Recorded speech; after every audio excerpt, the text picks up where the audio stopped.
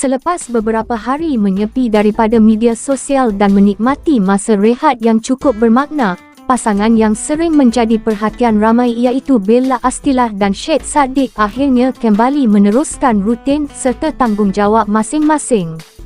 Sebelum ini, ramai peminat dapat melihat mereka meluangkan masa berkualiti bersama anak-anak Bella, iaitu Ara dan Aiden.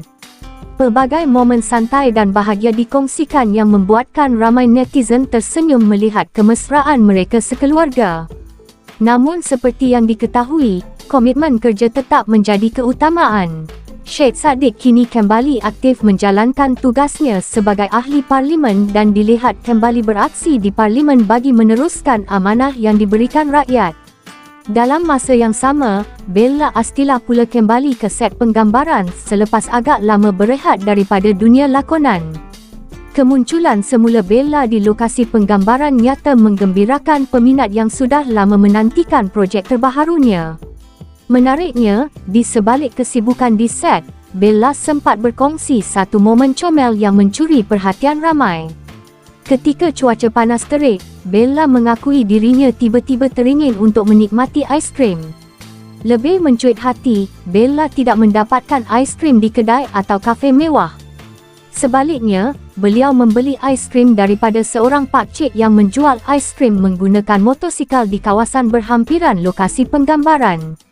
Gelagat spontan Bella itu mendapat pelbagai reaksi positif daripada netizen.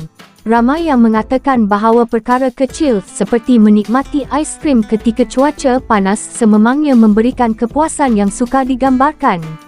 Malah, Bella sendiri sempat berseloroh dengan mengatakan bahawa aiskrim tersebut terasa lain macam sedapnya apabila dimakan ketika cuaca panas terik.